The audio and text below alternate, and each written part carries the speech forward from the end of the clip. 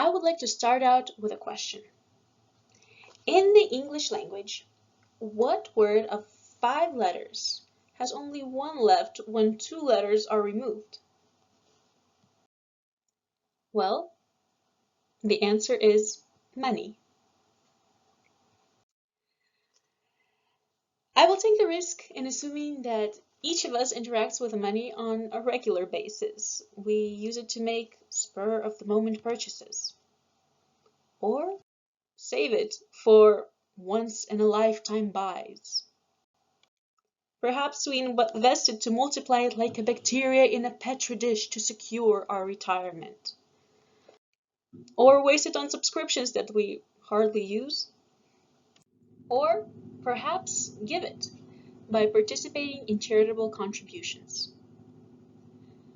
Regardless of your use of money, I think understanding the background of this phenomenon, as referred to by Dr. Zubiashvili, will ease our expectations as the world of digital currency unravels before our eyes in the upcoming decades. Some of you are probably familiar with my involvement in the business club here at HTC, and you're also likely aware of my passion for the topic of economics and accounting, especially after my experience of working at the tax office this year. Thus, my discourse on the topic of money would not be a surprise to you. However, I sincerely hope that my familiarity with the subject will bring you, my audience, a fresh and interesting perspective. Although digital money is used more frequently today, physical money, also known as fiat money, continues to have a strong influence on the monetary system and interactions between businesses and consumers. So, in today's discussion, we will explore the function of money, its history, and considering the technological advancements, the future of money.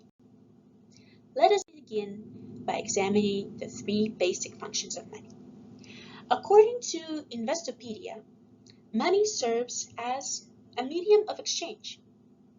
A medium of exchange means that money acts as an intermediary or a go-between in facilitating a sale, a purchase, or a trade of goods. As a medium of exchange, money allows all who possess it to equally participate in activities of the market. And unlike the barter system, a double coincidence of wants in which all parties involved must reach a mutual agreement to exchange is not required. The second function of money is the representation of a store of value. As a store of value, money holds its value over time. Some other examples would be land, works of art, baseball cards, or even stamps. Thirdly, money functions as a unit of account, and by its means it provides a common measure for the value of goods and services exchanged. Now that we looked at the 3 functions of money, let us turn to the origins of this medium of exchange. Truly, medium of exchange is a very appropriate phrasing, since the very first economic interactions consisted of barter. So, money exists in some form for at least the last 3,000 years. But as the economies grew more complex, barter, the original form of the economic exchange, became less efficient. However, some anthropologists state that the origin of money did not necessarily come from the needs of trade, but as a payment for religious ceremonies. This view is supported by the etymologies of the word money in various languages. For instance, the Latin word pecunia comes from pecus, the word for cattle, or the English word fee derived from Germanic fihu. Finally, the word casita, or the monetary unit of casita referred to in the Old Testament, means lamb or sheep. Dr. Frederick Pryor of Swarthmore College cites a strong relationship between the economic systems of developed societies and their finessed monetary systems, which utilize the materials available. In 600 BC, Lydia's king Alyattes minted the first official currency, and it consisted of electrum, which is a natural mixture of silver and gold.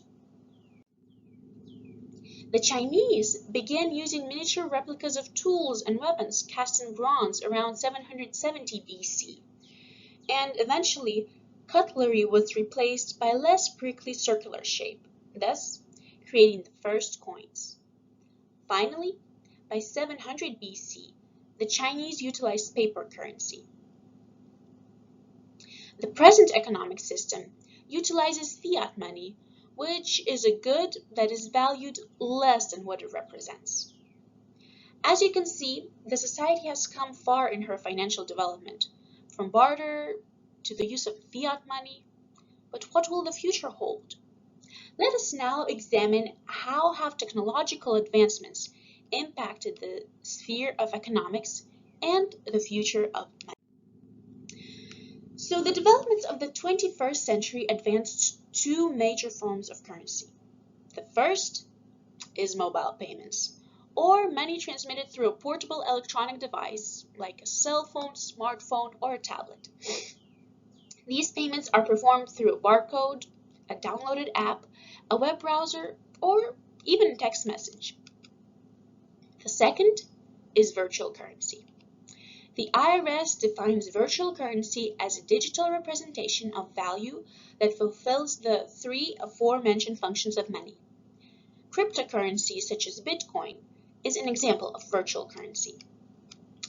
The reason many consumers are gravitating toward these two mediums of exchange is understandable, given the lower transaction fees from those of traditional payment mechanisms.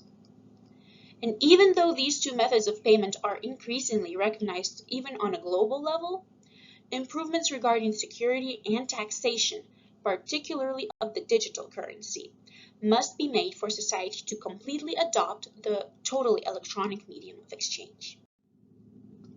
In conclusion, we have explored the three basic economic functions of money, followed the history from barter to banknotes, and arrived at the era of Bitcoin. We have seen that the complexities involved with trading have facilitated the development of currency, and the technological advancements have created new mediums of exchange like mobile payments and virtual currency. However, though further research and developments may secure the world of cryptocurrency, at least for the foreseeable future, cash is still king. Thank you.